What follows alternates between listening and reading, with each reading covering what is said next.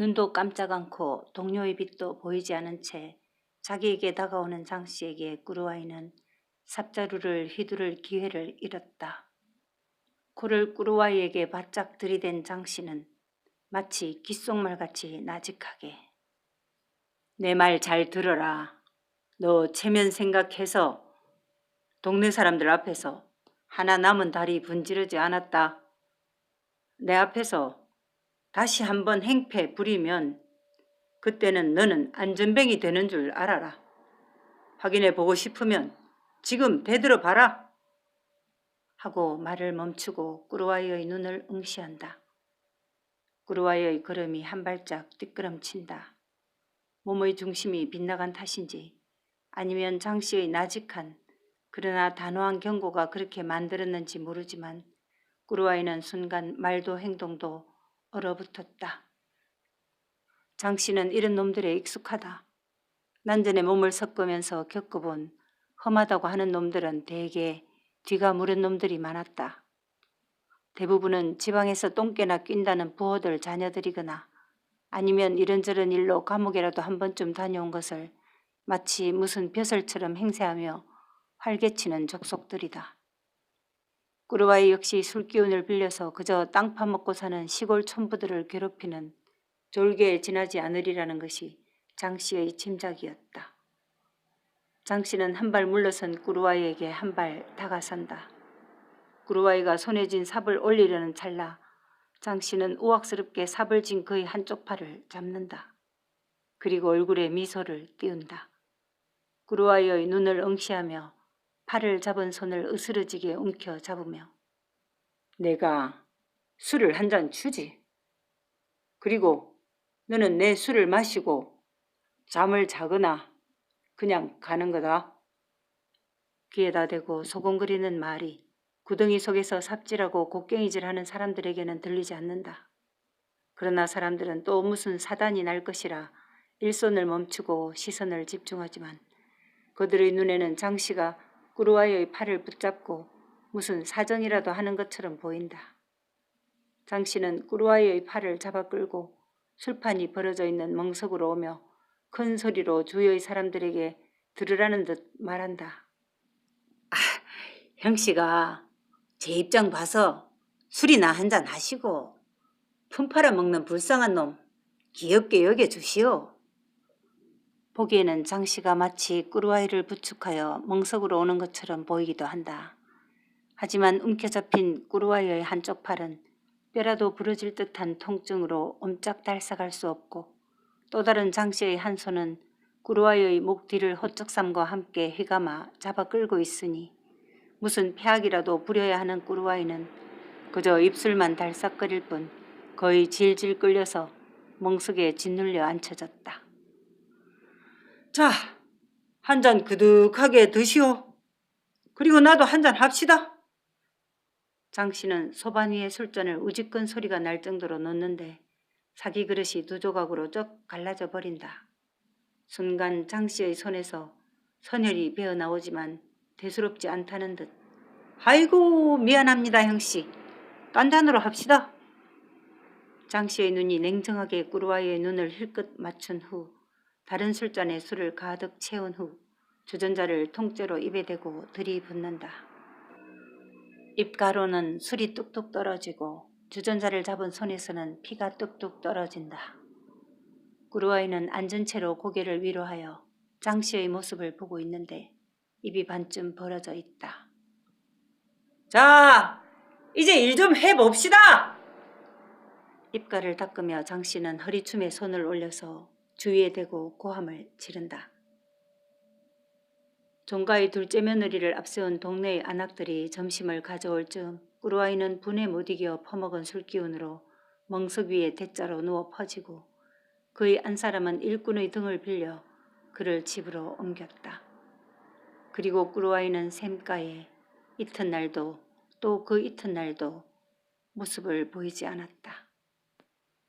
윗마을의 샘이란 게 말이 샘이지 그저 작은 웅덩이 정도에 지나지 않는지라 그래도 수십 호는 되는 마을 사람들이 먹기에는 턱없이 부족하다. 바가지로 퍼담은 물이 고이기가 바쁘게 긁어대니 거의 흙탕물이나 다름없지만 밤새 가라앉혀서 먹는 도리밖에 없다. 일꾼들이 웅성거리는 샘가를 오늘도 소양은 너댓 번쯤 지나치며 온 마을의 물을 퍼다 날랐지만 거리가 멀다 보니 반은 쏟고 남은 것도 바로 먹을 수는 없는 흙물이다. 아지매 어디서 왔노? 어제부터 졸졸 따라다니며 말을 붙일 듯 말 듯 하던 큰놈 광수가 궁금한 듯 묻는다. 젖은 옷도 말릴 겸 대청에 다리를 걸치고 앉은 서양은 대돌 아래에 있는 광수를 보고 작은 아짐의 아이라는 것을 알았다. 니는 학교 안 가나? 하루 종일 집에만 있노? 묻는 말에 엉뚱한 질문으로 대답한다. 방학 아이가 아짐의 방학도 모르나? 눈을 동그랗게 뜬 광수가 한심하다는 듯 말한다. 물끄러미 광수를 보는 소양은 종락이 생각이 간절해진다. 비슷한 또래다. 니는 몇 살이고? 10살. 야는 7살. 광수는 옆에서 역시 대청을 올려다보는 재수를 가리키며 대답한다. 소양은 고개를 들고 처마에 반쯤 가려진 하늘을 올려다보며 삼천포를 생각한다. 종락이, 엄마, 숙향이, 그리고 대포아지매. 궁금하지만 알 길이 없다. 그저 대포아지매니까 수중의 돈도 잘 전달했으리라 믿을 뿐 언젠가 보살이 오면 소식을 전해 들을 수 있으리라 생각든다. 아지매는 이제 우리하고 여어서 살 거나? 정신줄을 놓고 하늘을 보던 소양이 마당에 여전히 선 채로 묻는 광수의 질문에 정신이 난 듯 고개를 돌려서 아이들을 본다. 그래, 그럴 끼다. 근데 니는 이름이 뭐고? 니 동생은? 광수다. 야는 재수고. 내는 저 아래채에서 살 끼다. 너희 집은 저 담 너머제? 아니다. 우리 집은 여도 우리 집이고 저도 우리 집이다. 둘 다. 어이야, 니는 집이 2개나 돼서 좋겠다. 대문이 시끌거리는 듯 하더니 광수 애미가 동네 아낙들과 함께 머리에 대소쿠리를 얹고 들어온다. 아마도 점심을 치르고 오는 모양이다. 남자들이 무엇으이? 자, 이제 우리도 먹자. 소쿠리를 내리며 작은 아지매가 걸걸한 목소리로 아낙들에게 말한다. 소양도 갑자기 심하게 허기가 지는 걸 느낀다. 낯선 집에서 낯선 사람들하고 먹는 끼니가 그저 불편했던 소양이 먹는 신용만 했던 탓이라 배가 고프고 또 오늘 아침에 온마을 샘터에 수행보 하느라 기운이 빠졌다. 소양아, 우리 아들 밥 좀 챙기거라. 니도 같이 먹고. 아이고, 내는 기운이 없어서 못하겠다. 더위에 일꾼들 치닥거리 하는 것이 쉬울 리는 없지만 그렇다고 동네 아낙들이 거드는 판에 그렇게 힘들 리도 없지만 이제 부엌대기가 있으니 이렇게 좀 시켜 먹자는 심보고 또 동네 여자들한테 보란듯이 소양을 부리는 모습을 보여주는 광수 애미다. 소양은 아무 말도 없이 아낙들이 내려놓은 소쿠리 속을 뒤져 이것저것 주섬주섬 소반에 올려서 대청으로 나가고 아낙들과 광수 애미는 부엌 바닥에서 수다를 떨며 점심을 때운다. 물을 이고 오느라 오전 내내 윗마을을 들락날락하는 통에 몰랐는데 밥을 먹으며 생각해보니 큰아지매가 안 보인다. 소양은 그저 안 보이니 궁금했을 뿐 딱히 왜 안 보이거나 어디를 갔는지는 전혀 관심이 없다. 같이 밥을 먹으며 보니 부쳐놓은 전을 집어서 달아날 때의 아이들처럼 그렇게 철이 없지만은 않다고 생각이 들 만큼 제법 밥 먹는 자세가 점잖게 느껴졌다. 흘리지도 않고 떠들거나 투정도 하지 않고 먹는 모양이 동생 종락이보다 더 낫다고 여겨졌다. 전보요! 자전거를 세우고 대문으로 들어서는 우체부가 큰 소리로 외친다. 김소양이 누굽니까? 주소는 김 회장님 집으로 돼 있는데. 우체부의 등장도 그저 관심 밖으로 둔 소양이 밥숟가락을 입으로 옮기는 데만 열심이었는데 갑자기 들리는 자기 이름에 반쯤 입속으로 들어갔던 숟가락을 후다닥 빼내어 밥그릇 속에 찔러두고 전대에 하고는 신발에 발도 꿰지 못하고 봉당으로 내려 달려간다. 머리를 달랑거리며 달려오는 소양을 우체부는 의아한 듯 본다. 그도 그럴 것이 우체부는 이 집뿐만 아니라 이 마을의 대부분의 식솔들을 꿰고 있는데 처음 보는 아이가 아니 여자가 마을에 있다는 것이 그에게는 새로운 소식이었다. 우체부는 어정쩡한 태도로 접힌 전보를 건네며 여 있다 한마디만 한다. 아이 취급을 해야 할지 아니면 처녀 취급을 해야 할지 어중간한 나이의 처자이니 그저 호칭 없이 전보만 내밀었다. 언제 나왔는지 작은 아지매가 전기문 앞에서 우체부를 보고 큰 소리로 말한다. 김주사 들어오이소. 우리 오늘 마을 행사하니라 점심 먹고 있심더. 한 그릇 하고 가이소.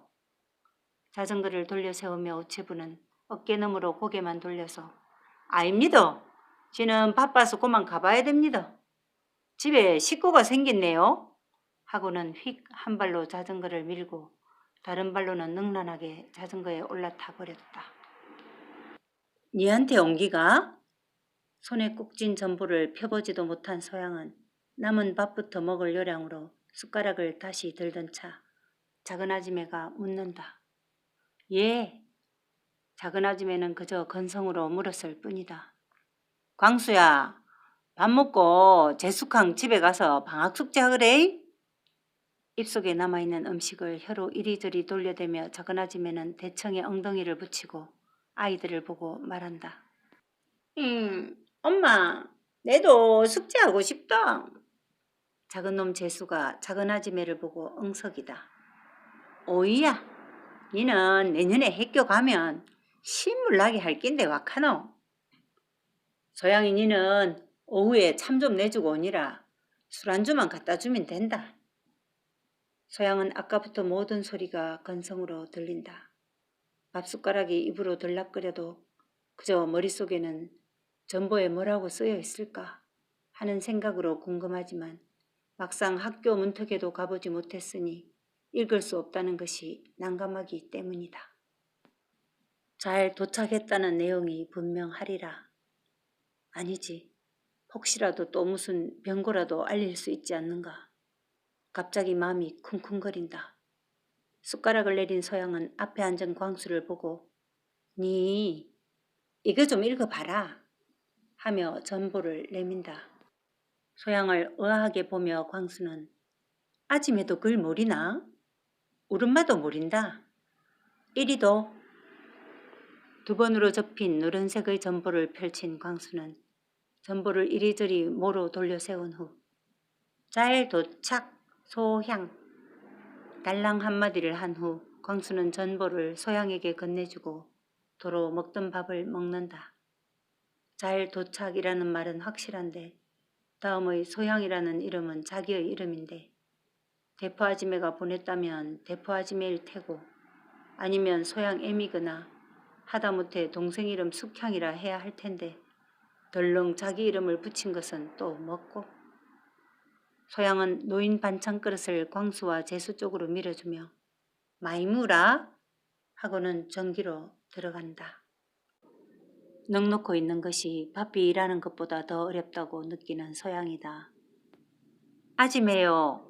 참은 언제 나가면 됩니까? 야는 인자 점심 먹는데 벌써 참 타령하노. 8명의 안악 중 하나가 부엌바닥에 퍼질 앉은 채로 밥을 먹다가 소양이 작은 아지매한테 물은 질문에 대신 나서 답한다.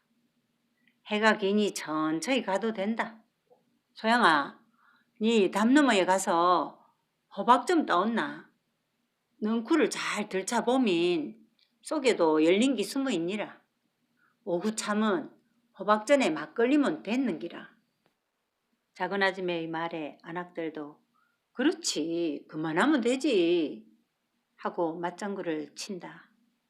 소양은 오후 햇살이 뜨겁다는 것을 느끼며 대문을 돌아서 별채와 나란히 하고 있는 돌담 위를 이리저리 살핀다. 소설대문을 좌우로 연결한 담은 기와로 이어있는 잘 쌓은 담이지만 그 끝부분에 광순애가 산다는 별채와의 연결 부분은 흙과 돌로 적당히 경계만 지어놓은 담이라 이곳에 호박을 심어 올린 것이다. 그저 작은 아이 머리통만한 호박이 제법 서너 개가 치마폭에 쌓였지만 소양의 요량에도 일꾼들이 한둘이 아니니 좀 더 따야겠다는 생각으로 이리저리 호박순을 제쳐 속을 들여다보다가 기급을 하고 뒤로 나자빠진다. 제법 굵은 뱀이 돌담 속으로 스르륵 사라지는 것을 본 것이다. 땅에 굴러서 호박에 돌도 박혔지만 소양은 쿵덕거리는 가슴을 진정시키며 치마폭에 쌓인 호박을 전기 부뚜막에 내려놓는다. 그기 다나? 광수애미의 말에 소양은 머리를 쓸어올리며 땀을 닦는다. 뱀 때문에 이거밖에 못하심도. 뱀이 있더나? 하기사 한여름 아이가. 또 그가 돌무더기제. 됐다. 얘는 이거나 붙이라. 어제도 붙여본 전이라 소양은 혼자 솥뚜껑을 뒤집어 눕히고 불을 피우고 밀가루를 이겨 준비를 한다. 단지 속에 물이 가라앉아야 물긴데 퍼쓰기 바쁘이 물이 없다. 어쩌고? 광수애미는 물단지 속을 들여다보다가 뒤집어 놓은 솥뚜껑 앞에 앉아있는 소양을 보며 물타령을 한다. 연기가 코를 맵게 하는지 소양은 고개를 한쪽으로 젖히고 전을 뒤집다가 엄말 샘은 샘도 아입디도 그저 작은 웅덩이던데 예? 그걸 바가지로 퍼대니까 꾸정물이 나올 수밖에 예. 지도 웃잘 수가 없었어 예.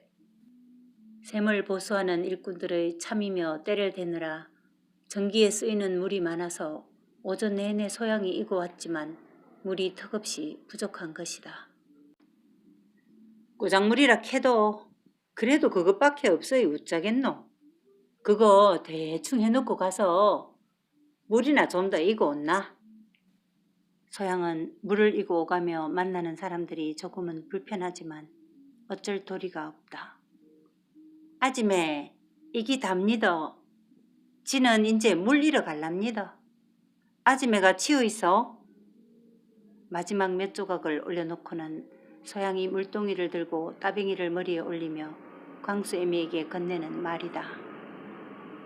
무너진 샘터에서는 장정대여섯이 역사를 벌리고 있다. 막바지 여름이라 오후 열기는 더욱 성할 수밖에 없지만 백중무렵의 짧은 틈을 이용하여 샘을 완성해야만 하는 나름의 사정을 모두 알고 있는지라 무리의 시끌벅적한 분위기를 빌려서 더위를 이겨가고 있다. 그 앞을 소양이 지나면서 벗어 제치고 벌건 윗몸을 드러낸 남정네들이 사나워서 고개를 한쪽으로 돌려 걸어간다. 그리고 또다시 흑담 모퉁이를 돌 때 아침에 본 처자가 여전히 삽작 앞에 쪼그리고 앉아있다. 내 또래나 되려나? 소양은 생각한다. 머리는 거의 산발에 가깝고 입은 옷이라고 해야 겨우 알몸만 가릴 정도로 해진 치마 한 조각과 허리가 빼꼼히 드러나는 저고리 하나만 걸치고 맨 땅에 앉아서 나무작대기로 땅만 휘젓고 있다. 사람이 지나쳐도 눈길도 주지 않는 것이 소양의 눈에도 성한 사람으로는 보이지 않지만 측은한 생각이 든다. 마을을 거의 벗어날 만큼의 거리에 샘이 있어서 발걸음이 바쁜 소양이다. 한낮이라 그런지 다행히 사람들이 없어서 물바가지를 조심스레 물에 대고 흙찌꺼기가 일어나지 않도록 떠올려 한 동이를 채우고 머리에 올리니 무게가 천근이지만 소양은 능란하게 걸음을 옮긴다. 눈을 내리깔아 발밑에 지나는 돌부리를 피해가며 머리의 인무게를 일깡일깡 박자에 맞게 팔을 휘저어대며 다시 지나온 길을 되돌아오는데 아까 지나온 그 처자의 집 앞에 사람들 몇이 웅성거리고 서 있다.